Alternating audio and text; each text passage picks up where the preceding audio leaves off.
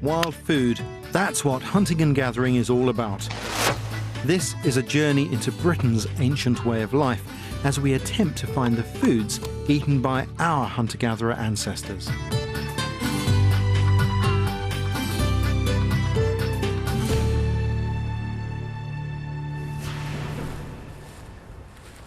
Britain was once a land of hunter-gatherers, but we know virtually nothing about them. One of the things that's really interested me is trying to understand what they were actually eating. From the weapons they left behind, we've got a bit of an idea about their hunting, but when it comes to foraging and gathering, it's a mystery. But if we could travel back in time, there's so much the Stone Age hunter-gatherers of Britain could show us. And the one place we'd be guaranteed to meet them is the coast. In this programme, I want to explore the coastal resources they might have used, piecing together the fragments of their knowledge that still remain.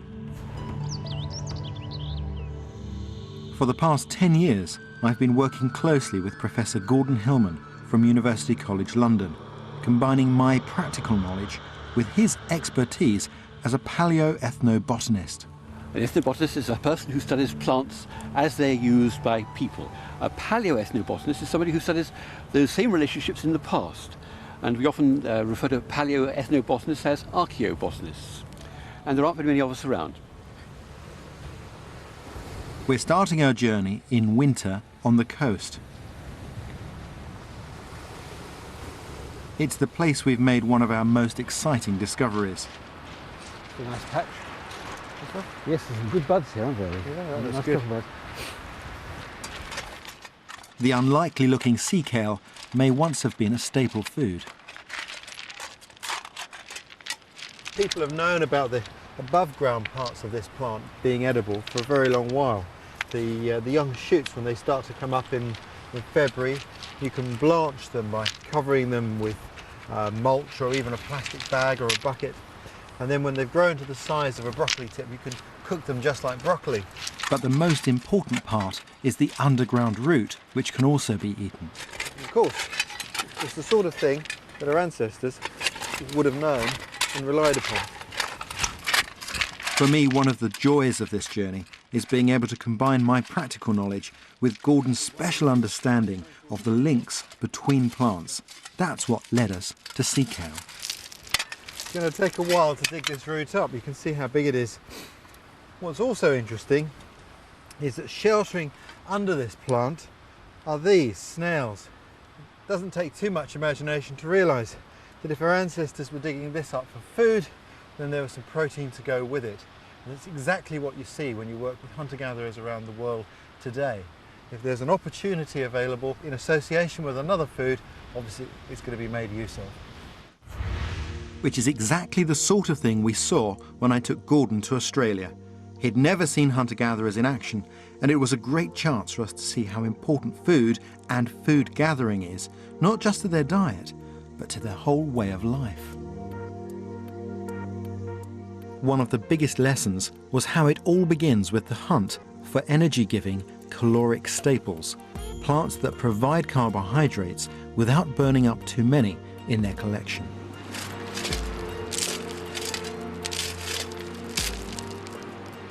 And that's what we're after here. That's a good route. Pretty good, that one. But that's the size we often encounter, so that's excellent. That's good here. Very good. Well, I think we should have a drop of that, shouldn't we? Right. I'll clean it up a little bit, shall Yes, I? I think just take the rind off. And, I think I will make a flint tool for this, Gordon. Should do the trick. Don't think we need much more than that, yeah, really. You should scrape up quite easily with the rind. This is perfect. Well, we've got a bit there, look. That's a good bit. This discovery of the edibility of the roots of sea kale is probably our biggest breakthrough. There's always a problem about getting enough energy foods as a hunter-gatherer. And so caloric staples or potential caloric staples are always the focus of their searches. And this is a prime example of a potential caloric staple. And the number of plants that grow in shingle beach like this is vast. And these roots are often of that large size. So this is good eating, and raw particularly. So you haven't even got to bother to cook it.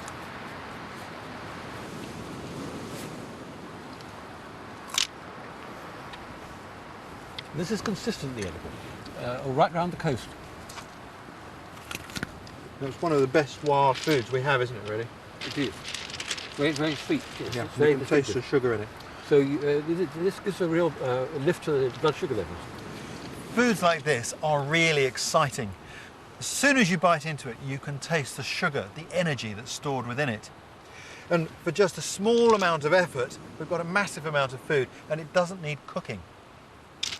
What's interesting to me is that plants like this take us back to a diet that's been forgotten, and one that could take us right back to the very earliest hominids that walked here. Perhaps people who didn't even have the ability to make fire. That is for the archaeologists to discover. What's fascinating is we're tasting perhaps what was one of their most important foods.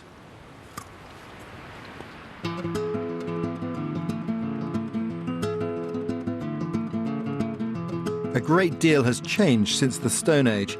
Today, places like this need legal protection as sites of special scientific interest. So we've had to get permission to gather foods here legally.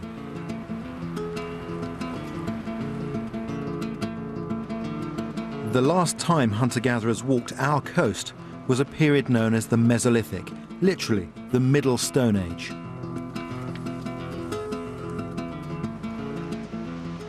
It was a time when they would have used anything and everything available around them.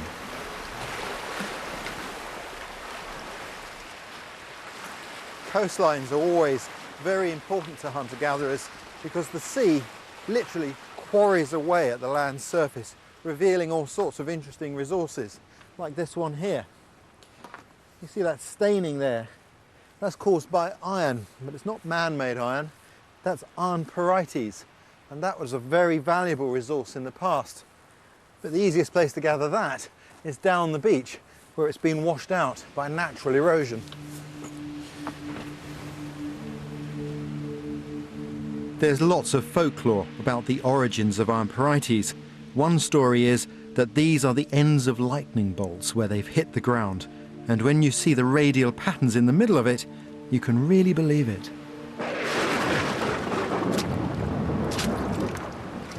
In these low points, the hollows, if you like, on the floor of the beach here, the pyrites gets washed in. And because it's heavy, very dense material, it sits there. Now, you find it in three kind of shapes. You find these long, elongated bits. They're not brilliantly useful for what I have in mind for this. You find knobbly nuggets like that. And the problem with those is that they'll crumble later on. And then occasionally you find real gems like this, where the edges have been rounded off and it's all smooth. Those are brilliant. And what this was used for was for producing sparks with flint for firelighting. And for those people who lived here on the coast, this was an easily found resource that they could have taken inland and traded. We can only guess what the value of this may have been back then.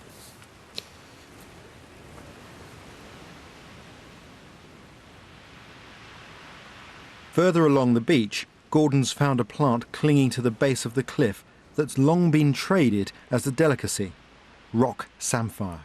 But what about the food value, Gordon? Well, it's a green food and one that's available through the winter. Of course, it has a special role. There's not very many plants on the coastline that you can eat right through the winter. And of course, it'll have vitamin C and vitamin E in it as a green plant, and no doubt has antioxidant properties too. But I personally find it's rather over-pungent to eat raw, and even cooked, you don't want too much of it. Yeah, I'll try a little bit. It's immediately you taste it. Oh, strong, almost an oily flavour. But I think for our hunter-gatherer ancestors, if you've been on the shore here, perhaps in the summer they could be catching mackerel here. In the winter, other fishes, obviously, or shellfish. They could bring them on shore, light a fire.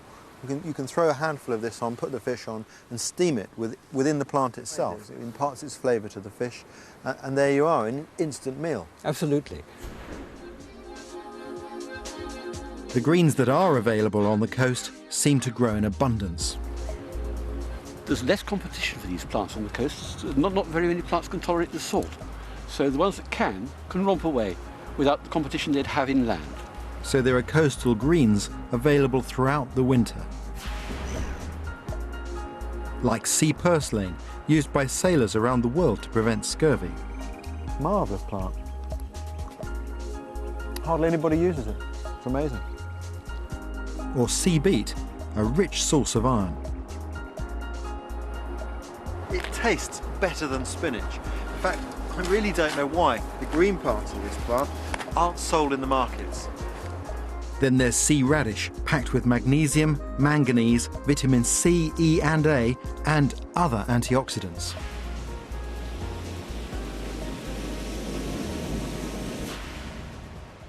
I get a real feeling that the knowledge and craft skills of these people gave them a sense of permanence.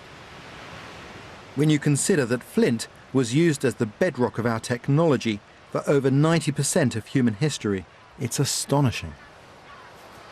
The whole beach is covered in flint, but what I'm looking for is flint that's quite fresh out of the cliff, because that won't have been bowled around in the surf and been fractured all over. And what I'm going to do, I'm going to tap the flint. If I tap it and listen to the ring, if it's a good piece, it should have a real crystal sound like that. That means there aren't so many flaws in the flint that will cause me problems.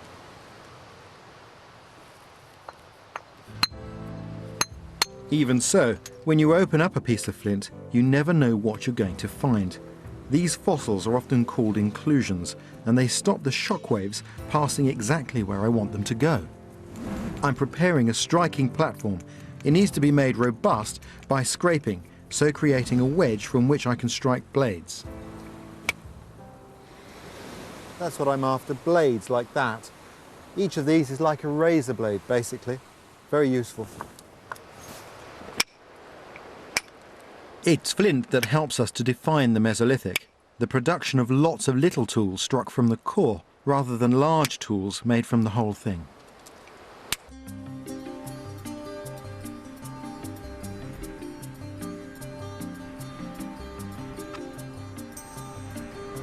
Hunter-gatherers are often on the move, travelling from one resource to another. Reliable sources of food would have been of particular importance. Rivers like this would have been vitally important. This is a salmon river. At the end of the summer, beginning of the autumn, salmon runs would force their way up this stream to spawn just a few kilometres upstream. And then later in the year, with the rains coming, you get the sea trout going up as well. And these are things their ancestors would have planted themselves beside to make full use of that food resource. They could have used spears or even traps woven from baskets like this. Traps like this would have been used particularly in tidal rivers to catch all sorts of fish and even eels on the current and the incoming tide. When I look in a river and I see a salmon, I see more than just a fish. I see an ambassador of the wild, a litmus by which we can judge the health of that natural environment, an environment that we still depend on today.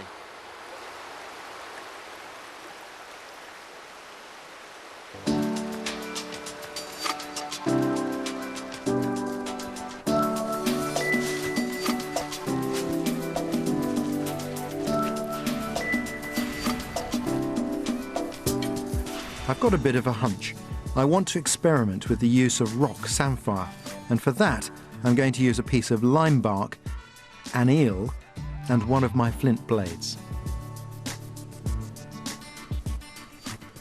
Today a lot of people will grab hold of the skin with a pair of pliers and pull straight down, but I'm taking my time. I want to do a careful job over it because I'm going to keep the skin intact, so that when I've taken the skin most of the way off, I'm then going to clean the eel and stuff it with the rock samphire and close it back up again. So I want to keep this skin in good condition so that it will seal in all of the juices from the cooking.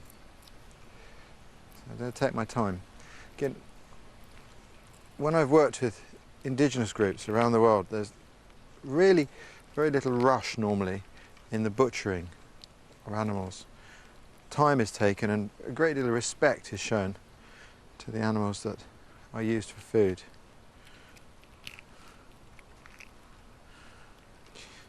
It's coming down nicely now.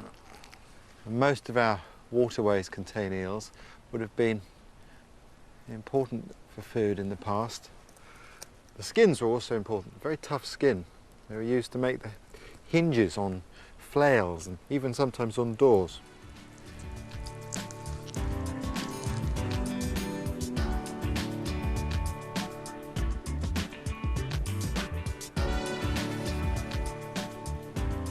Like putting on a handle on a cricket bat.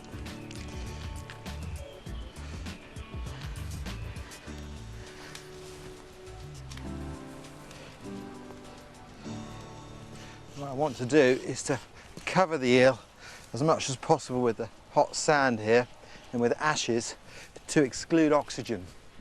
If I don't do that, the eel will burn. The skin burns quite readily and it'll burn before the fish is cooked through. So if I cover it in, that should make all the difference. I'll put the embers over it like that, keep the fire to one side, cover it with the embers and cook that for about 1 hour.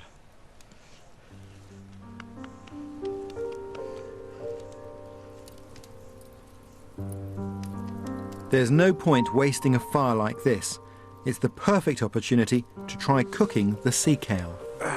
It's quite a good haul there. It is, for several people. Over there, let's just stick a couple in. But if they're as good cooked as they are raw, that'll be quite something. Yeah. I think one of the things that's interesting is that the type of wood that we're burning, they're using these small bits, gives us an intense heat and changes the speed of our cooking. So there's several controls involved here, several variables. There are lots of variables. Fire is infinitely adaptable to your needs. I've even seen in a community where a group of men were cooking one animal, one man saying, no, can you give me a bit so I can cook it a slightly different way? Ah, right. Different preferences. You see how we're doing here with that's the eel. So I'm going to try and get it out now.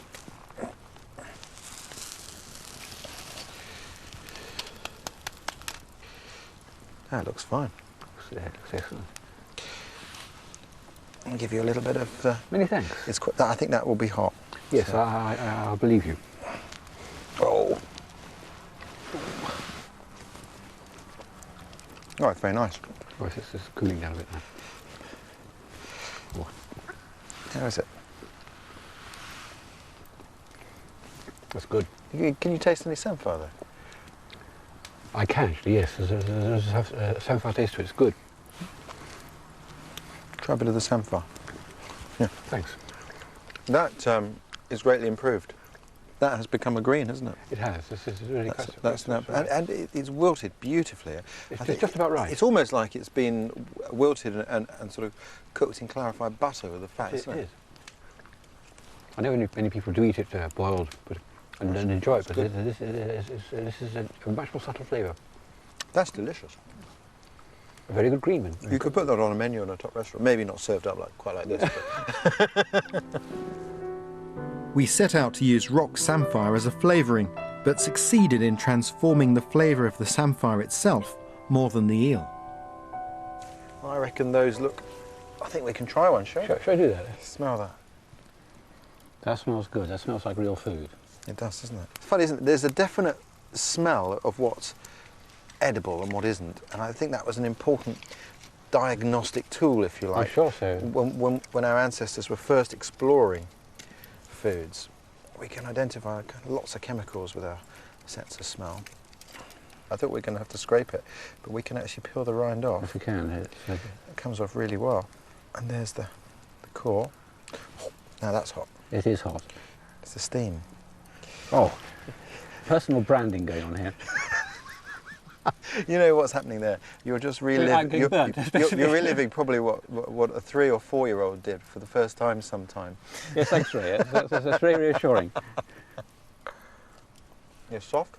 This is softer, and yes, there is the difference in taste is suggesting that it would be more digestible. Yep. Even though raw, it was very, very crunchy and in fact delicious. On a cold day, if I was hungry, that would be fantastic. Yes, the rind is edible too, isn't it? Yeah. So there's no waste. It's a great shame we haven't got more evidence for the use of the plant itself. This is a problem with the nature of archaeological evidence. Tiny fragments of this in the fire are not going to be recognised as anything worth identifying from the outside. No, give it another hour, it would be consumed. It would, yes, it'd be turned to ash completely.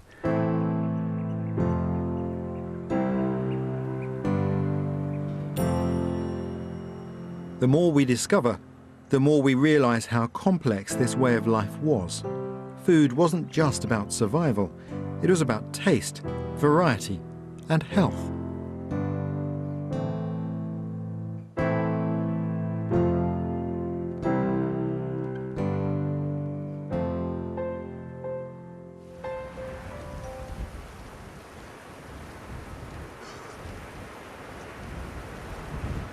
It's a blustery old day today.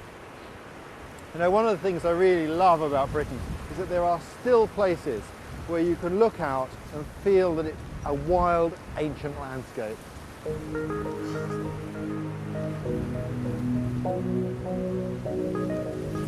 This is sea buckthorn. This plant, we find it here on the coastlines, but once this grew much more abundantly and much further inland. It's an incredibly useful plant.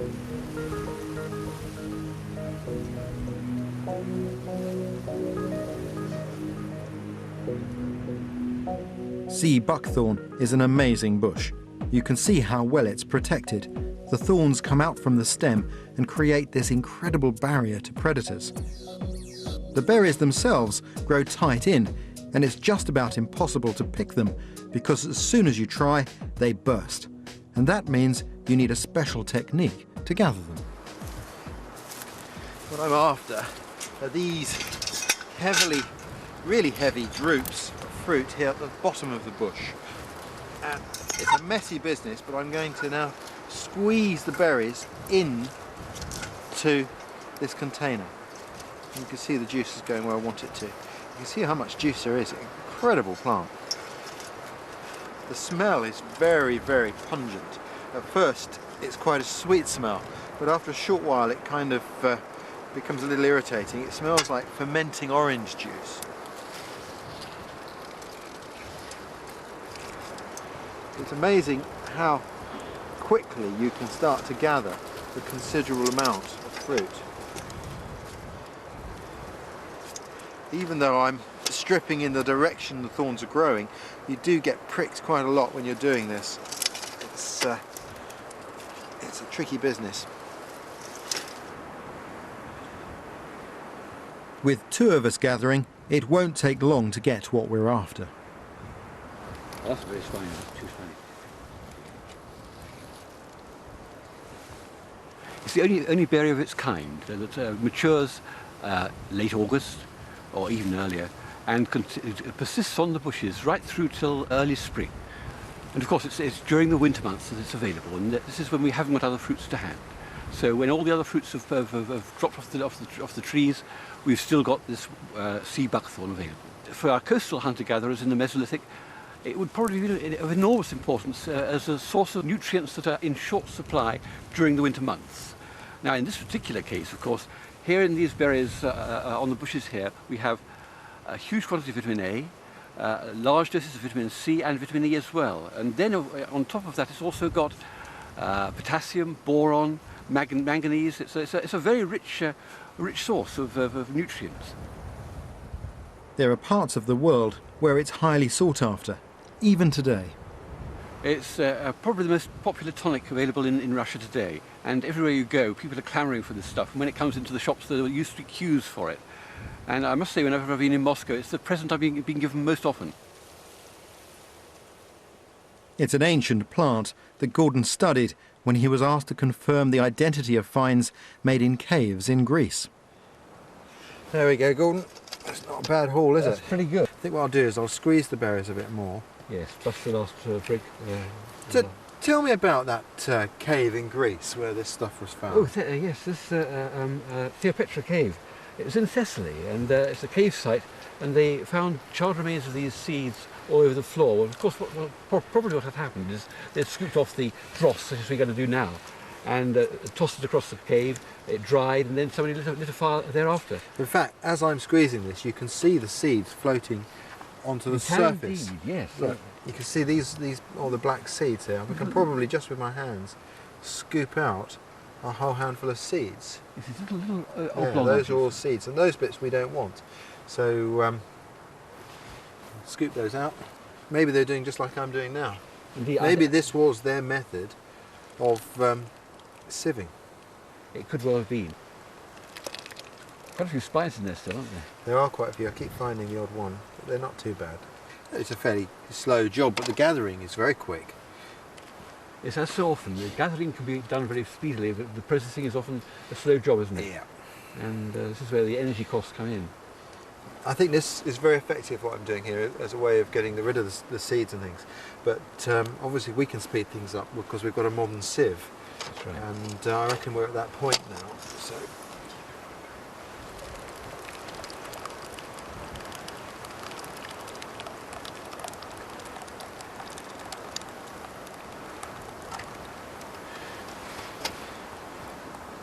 pretty good return, isn't it? It is a very good return. What for? Half an hour's work? Yes, it's very That's little. not bad, and you think that that's all the vitamins that we've got in there. Should we try it for flavour? Yeah, why not? Go on. Here we go.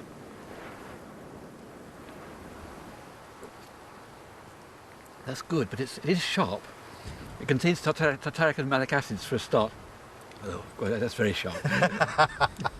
Try it, Rick. Let's try some. Ah. This is good. This is like some great, hunter's initiation rite, isn't it? That's not bad, is it? Oh, that's sharp.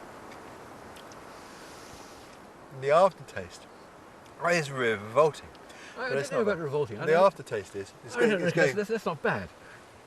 It's no, sharp. it's going straight to the back of my throat. Really? And there's this slight bitterness at the top of the palate I'm not so keen on. So I don't mind that bitterness. There is a bitter aftertaste, but it's not bad. Still a lot of sand in it. Yeah, a bit of sand. That's the texture. I usually add honey to it, and I'm sure our ancestors would have done the same. This plant is too nutritious not to use. These days we can find out exactly how nutritious by testing it in a lab. When you consider how close we still are physically to our hunter-gatherer ancestors, the information we're after is even more important. So we're having samples analysed at King's College London under the supervision of Dr. Tony Leeds. Well, sea buckthorn results were absolutely fascinating because, as you know, we analysed the vitamin C content. Indeed. And that came out at around about 68 milligrams per 100 grams of whole fruit. Now that's better than oranges, isn't it? It is, yeah. I think one of the interesting things, though, is, of course, you've harvested these towards the end of the period Absolutely, yeah. when they're on the plant, which mean that, interestingly, even though it's been on the plant for maybe 5 months or so, Yes. and the levels would have fallen during that time, there's still a lot there which would make an appreciable contribution. This is obviously very important for these hunter-gatherers, because it would have been the only fruit that would have been available at that time of year. It's obviously very important for their state of health. And I think also it's important to remember what the requirements might have been. We think in terms of vitamin C content at the present time in the light of all the various adverse things that everybody exposes them to. But at that time, probably the critical thing would have been to have taken enough vitamin C to actually prevent scurvy. We have to remember that actually as little as 6, 8 or 10 milligrams per day actually prevented clinical scurvy. And sea buckthorn has 10 times that amount in each glassful. When we tested sea kale, it was just as impressive. Burning a sample of sea kale under laboratory conditions is still the best way to ascertain calorific content. And we discovered sea kale has more calories than potatoes. But it was only when we analysed both raw and cooked samples under the electron microscope that our instincts were borne out. The calories are far more readily available in the cooked plant. The best image of the raw plant, of course, we're seeing then the very small round bodies which are mostly starch granules, some may be protein, and then after the roasting there's a replacement of this with an amorphous matter which suggests that all of the starch granules have been broken down. So what you've done is you've shown very clearly that by roasting in that case that you have rendered the carbohydrate that's present in the food probably much more available, and I think this food would have been a very good energy supply. Having these results really allows us to model the past with far greater precision than we could otherwise do.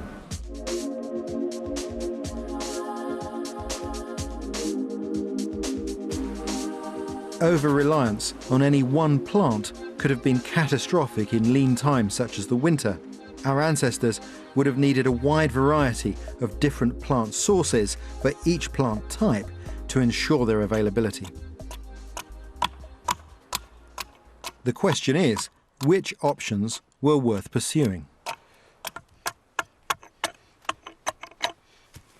We're going to carry out an experiment with the plant today, and for that we need a pestle and mortar. What I'm doing is I'm just quickly shaping up this pestle. It's a very important tool. It's not just any old stick. It needs to have a real balance to it when you use it. I've used tools like this in Africa, and if you get it right, it's easy to use, comfortable to use. I'm using a metal axe, of course. If our ancestors had made pestles like this, which we're not sure about for the Mesolithic, it would have taken them a lot longer to shape with stone tools. But they could have achieved just the same results without any difficulty. Of that, I'm certain. Of course, materials like this tend not to survive from that period. But the plant we're looking at really needs some tools to help us to process it. So this is one of the likely candidates, and it's only by carrying out experiments that we'll gain some understanding of what may have been done. The plant we're interested in is called sea clubrush. We know its roots have a high caloric content, but we need to work out how our ancestors might have processed it. And here you have the underwater roots, and within each of these bundles of root you have hard tubers. And I've trimmed one clear. It's about so big, the size of a biggish marble. What we need to do is strip the outer layers from the tubers without crushing the tubers themselves. The secret isn't so much in the use of the stones as in the shape of the mortar itself, and that's based on research that Gordon has carried out in the Middle East. Good way to warm up, Gordon. It's certainly working anyhow. The roots, there's masses of fibres of roots and so on. All the muck is coming off very nicely. I think that the secret seems to be not to hit it too hard. As I just use the weight of the pestle, it's starting to get more red showing now. I don't know whether you're noticing that. I get this. There's a sudden improvement in the rate of exposure of the red and the stripping off of those little roots. You can see that where I've been hammering them here with the pestle, there's actually a cycling action. The roots are going down and working their way up the edge, and around the edge of the mortar now there's this scum, which is all the hairy bits that we've cleaned off, and you can see how it's really starting to clean them up beautifully. The colour coming through there. Some of them have split. They're very brittle tuber. The cleaning is only the start. These roots are like rocks, so they need pulverising in a flat base mortar.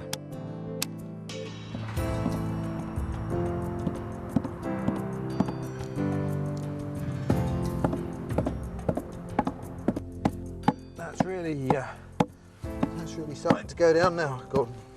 Mind you, it's an awful lot of work. It is a huge for a meal. Starch rich though it is, the energy costs in producing it are considerable.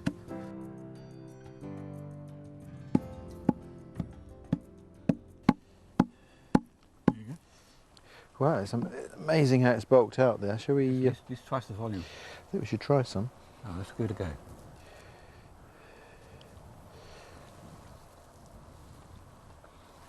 Nice, there's a sweetness to it, isn't there? Yeah, and coconut texture. And there's a lot of nutty flavour, almonds. There is a sweetness to it. It's a very mild sweetness. That's right. And there's a real cardboardness about it as well. Yes, a certain chewiness to it. I mean, it really doesn't want to be eaten, does it? And there's that fibreiness that there's always something seems to be left. It doesn't want to go. That's right. You get left with something indissoluble in the mouth, isn't there? We could have found something here, you know. This could be the answer to Willy Wonka's everlasting gobstopper.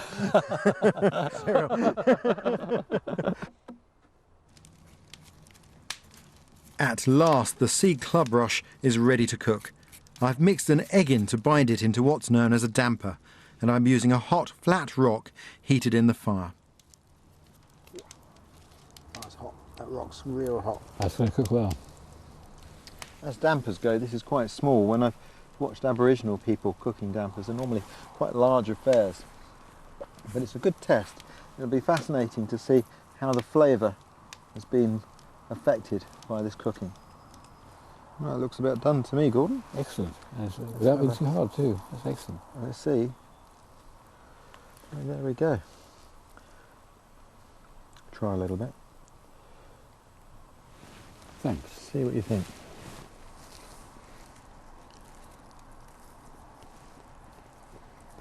That's very palatable.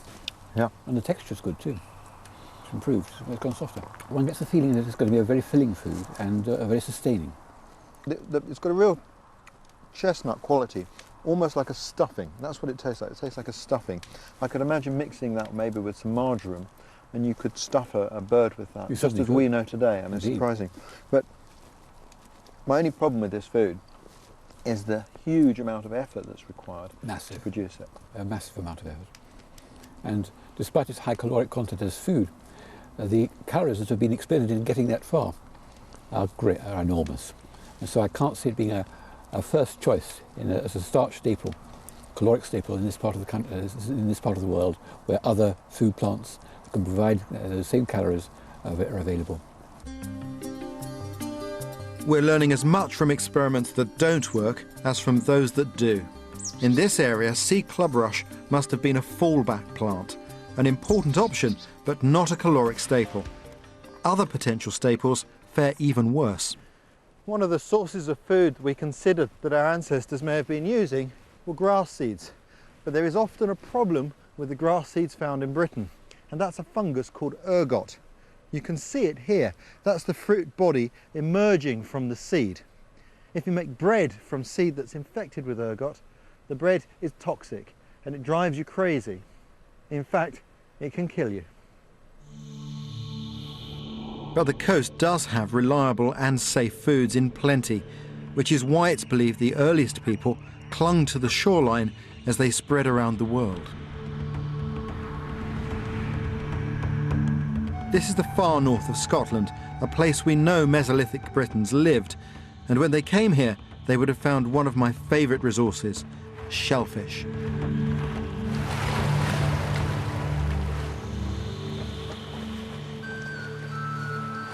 But I'll tell you what, Gordon, it's one of those days today. The tide's on its way out. You can see gradually the shore exposing, but the wind's blowing on shore, so there's one of these eternal battles between the tide and the wind. Is the wind winning at the moment? The wind is holding the tide in a bit, and of course that means that we won't see so much of the beach today. Oh, right. But here is fantastic. You know, look at all this seaweed. In amongst all of this, we can find food, although at the moment we only see seaweed, but with a hook stick, we should find some other food. Look, mussels. Yes. Indeed, yes, there we are. Some good sized mussels here. Look at that, that's a nice one. And of course you wouldn't pick the really small ones, you'd let those grow on and come back another day. So, I'm not uprooting this seaweed, I'm just pulling it out the way so we can see what's really underneath it. And as we work our way down towards the shore, they should get bigger.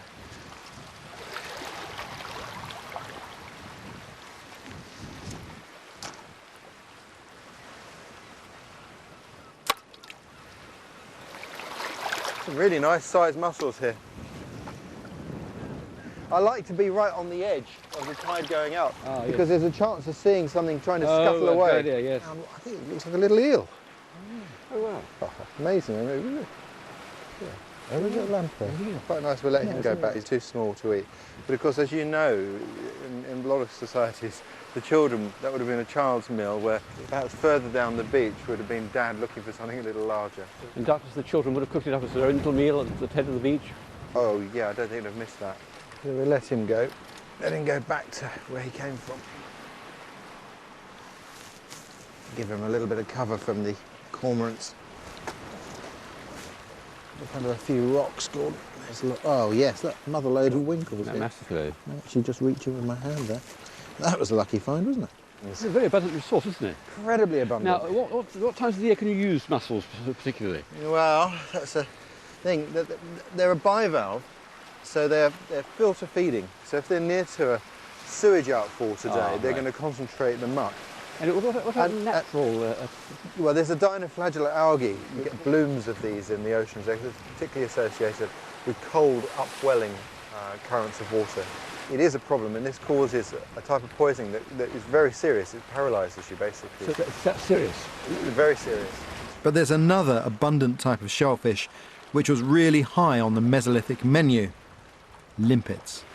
We don't use limpets much today because they're hard to gather. It's difficult to collect them commercially, but they are very good, and certainly our ancestors used them. Now, how did you detach those?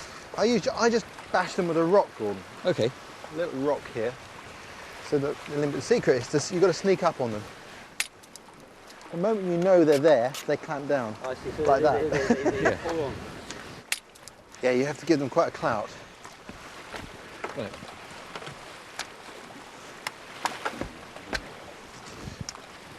Gordon seems to have taken a fancy to these limpets, but my favourite kind of shell food is found only at very low tides on sandy beaches.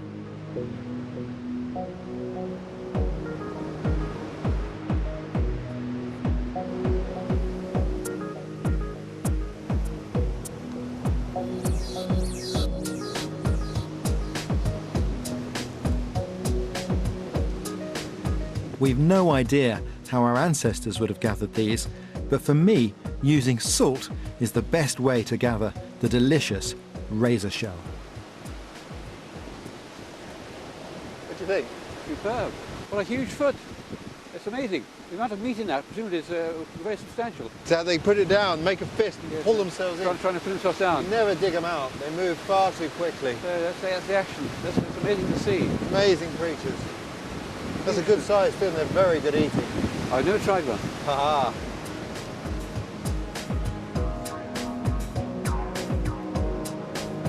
The trick is patience. If you hold the shell tightly when it emerges, the foot soon exhausts itself, and then it's easy to pull it out.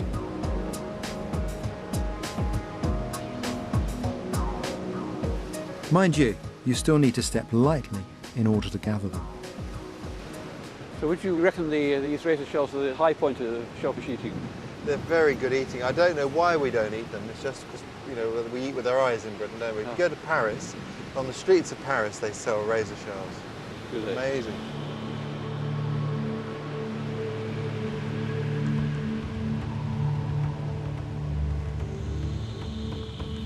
I like foraging on the coastline. It reminds me of time spent with Aboriginals. They have a different pace to their life. Although there's only a small window of opportunity, tide-wise, you can't rush this job. You have to go slowly and steadily and look carefully. It's a reminder of how our lives once were.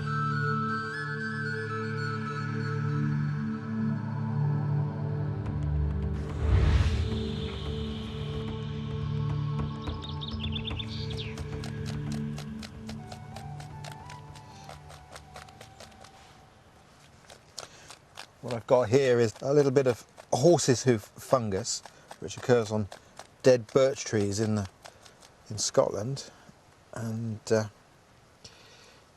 I'm just fraying that up, ready for making fire.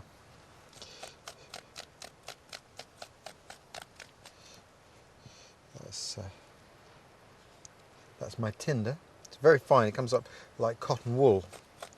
And what I need to do is to generate a spark to drop into this to get this to catch light and start smouldering.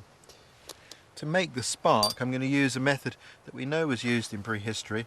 I'm going to use this. It's one of those nodules of Amperites I collected earlier. Remember I said that nobody's really certain how it's formed?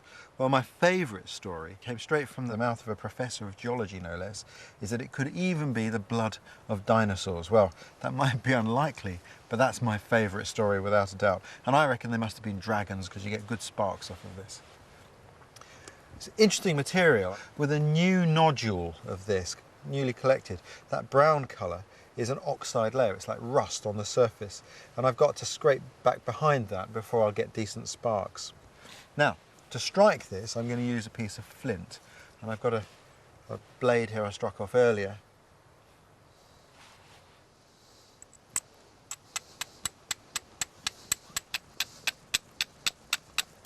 Ah, I can start to smell a slight burning smell. It smells like a cigarette lighter. And that's a good sign. It means I'm getting sparks. Now, the sparks that come off of this are very small and they're very low temperature. They're a dull red colour. So sometimes you can't always see them in daylight. You can get that smell of burning, you know you're getting somewhere.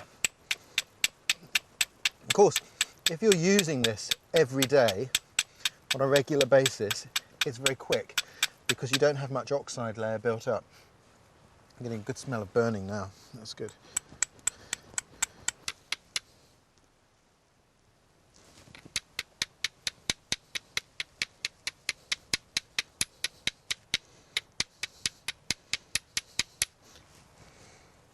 Getting better sparks. Just trying to get them to fall in the right place.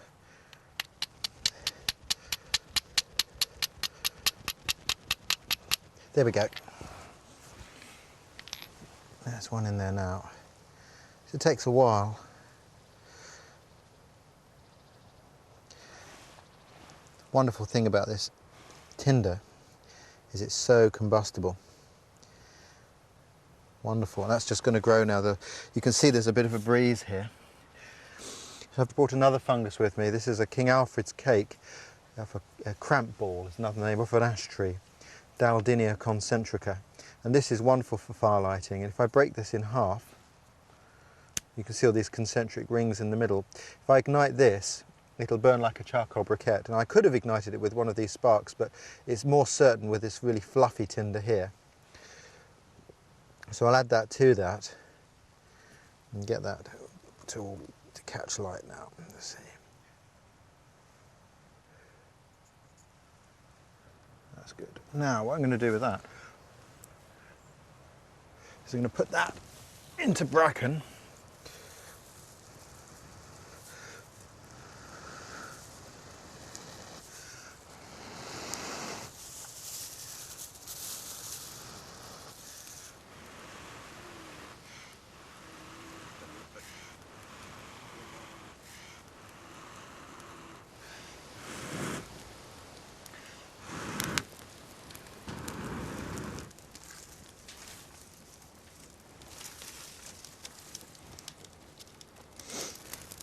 And we're in business. All I need now is the shellfish. They look good, don't they? I'm going to use flat rocks sterilised in the fire. They're ideal for cooking the limpets. I'll lay out the mussels hinge up beside them. A neat, orderly pattern like this makes it easy to find everything later.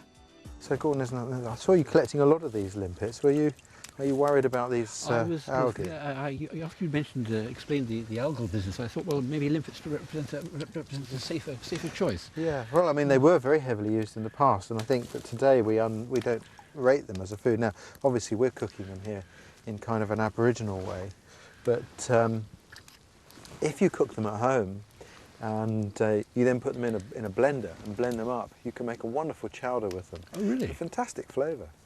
So limpets are really underrated overall. They're very underrated. Very underrated. Well, it'd be interesting to see what you make of them, because you've not eaten a lot of shellfish. I've had very little contact with them, and of course the area where I've done so much work in the past has been Near Eastern hunter-gatherers. And there, of course, the shellfish are not such a major contributor to diet. So these are the great seed-eating cultures of their version of the Mesolithic. So this is new to me, basically.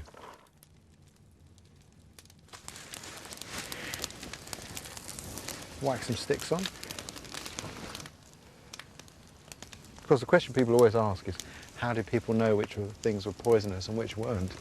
And that's a real puzzle, isn't it? It is, and of course we know from ethnographic parallels that they have set systems for testing these things, didn't they? In North America, for example, the indigenous peoples there had the young men try a little bit roasted, and then a little bit more roasted, and then a little bit boiled, and then try a little bit raw. I've often felt that way, Gordon, with some of your concoctions. A human guinea pig. This is character building, Ray. Well, it's Gordon's turn for some character building. Shall we have a look at some of the Let's limpets? have a look. I'd be intrigued to see. The limpet shell, now that it's cooled off, these ones have fallen off, but Ah. that just lifts off. I see, and then And that on top that's the guts on top. the yellow, The yellow there. and that's- the black too. If we get rid of all of that, there's like a sack. I see, yellow And and, then black. you're left with the foot. Oh, I see. Right. Enjoy. Okay, that's interesting. Right. Bit chewy. Victory is It a just lifts up. understatement, I think. Sort of Tasty though. tasty, but sort of tasty eraser. It's not that bad. I think you're being a bit harsh. It's more flavoursome than I thought. If they don't lift off, then they're not cooked enough. There you go. You clean that. They're good. I'll be interested to try the other chaps.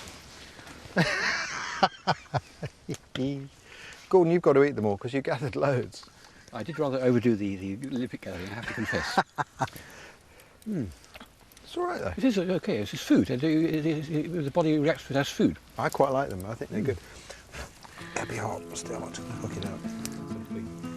Try that. Is there anything to remove here? No, just eat the whole thing. The whole thing, right.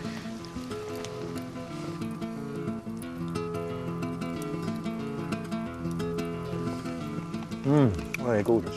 Take these wing cookers. These shells get very, very hot to get it all the way out. Like that. There you go. See what you make of that. And it just comes out. What did our ancestors do with these, Gordon? Chuck 'em. They just threw them, didn't they? Now, of course, the real pièce de résistance has to be Now, what do you eat? all of it. The whole lot. So The whole thing. there's no guts to be got rid of No, here. So what are the different components? I haven't a that's the- clue. Just eat it. That's hot. It's like a hot witchetty grub. That I find is not an encouragement, Ray. Interestingly.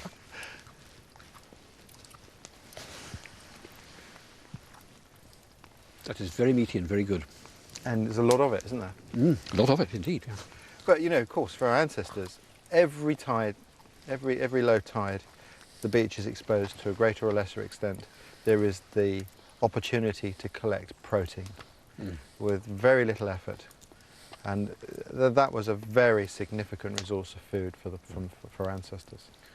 So hungry children could have something provided for them in a matter of minutes. It's easy to imagine our ancestors sitting in this primal wood of hazel, hawthorn and birch. And just along the coast lies the final destination of this part of the journey, proof of the presence of Mesolithic Britons here. This rock is a natural shelter. It provided protection from the rain for our Stone Age ancestors for thousands of years. In the year 2000, a dig unearthed the treasures hidden on its slopes.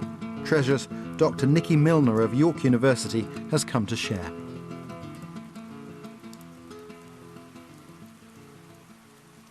Well, I tell you what, this overhang's really fortuitous, isn't it? It's pouring with rain out there, but we're dry in here. And this was in use for thousands of years, wasn't it?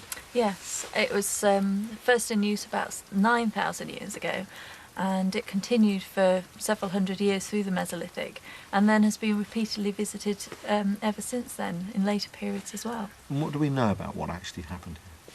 Well, we have some clues from the excavations which were taking place just in front of the rock shelter, and there was a big pile of food waste, really, a lot of shellfish and animal bones, which tells us something of what they were eating. I brought some shells along, actually, just so you can see. I mean, even though these are 9,000 years old, they are still in pretty good condition, I think. Those are the limpets. That's amazing.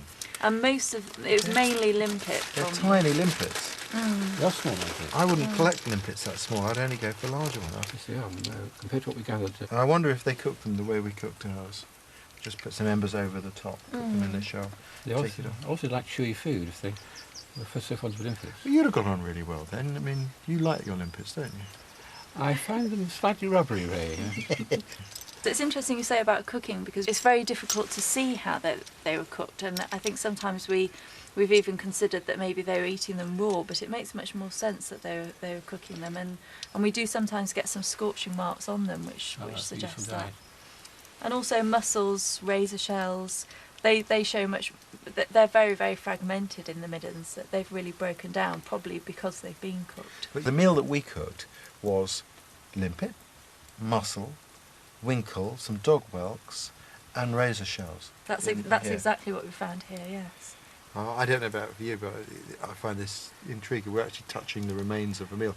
This I've always found intriguing, and it continues. Despite years and years working with the ancient materials from the past, I still find it exciting to hold things that were held by a very different hand. This is what it's all about, making that connection to our past.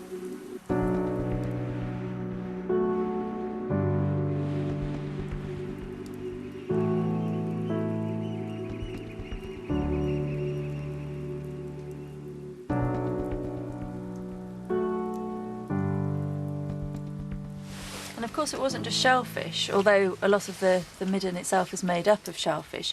There's all sorts of other things, crabs, seabirds, red deer, wild boar, a huge range of different kinds of foods. Amazing. Even badger, actually. Red deer would have been very important because it's very cosy in here, but it would be more comfortable if we had a fire going and we had a red deer skin to sit on. It would be a lot more comfortable. And we'd be wearing clothes not of modern materials but of skin sewn together with the sinews from the animal, the antlers to make our harpoon points. And maybe the seabird's wing feathers were used for fletching arrows used to hunt on the coast. There are actually cut marks on the birds. On the bird bones, suggesting that the wings are being cut off. The seal as well is something else that's found on quite a lot of these sites. That's fascinating. And I think the seal skin and the blubber would have been really useful. Very important indeed. Maybe they had lanterns here made of seal fat. I've seen that used by the Inuit. These people were obviously carrying around with them a huge repository of knowledge. One of the things that surprised us about the research we've been doing into wild foods is that it's also a reflection on how we've altered and impacted our own environment.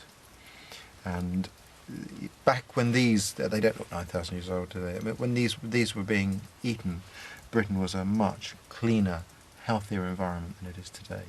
And many of the habitats that our ancestors depended upon for food no longer supply food. And I think that's been really interesting. So it's very easy for us, I think, from our sort of ivory towers of technology and computers to look down on our ancestors. But for much, much longer than our recorded history, they were able to live alongside nature without necessarily damaging or destroying it. I think they actually have a lot to teach us. This is a fabulous journey of discovery. A unique opportunity to share knowledge, exchange ideas, and deepen our understanding of the world. I can't wait to take to the water and travel inland via our ancient wetlands, the highways of Mesolithic Britain.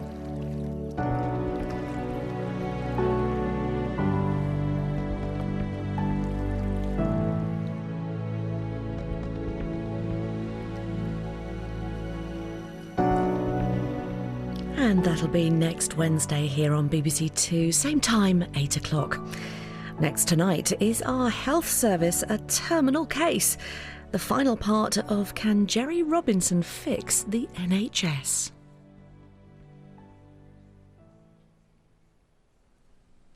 A smash hit this Christmas, now we get the full story.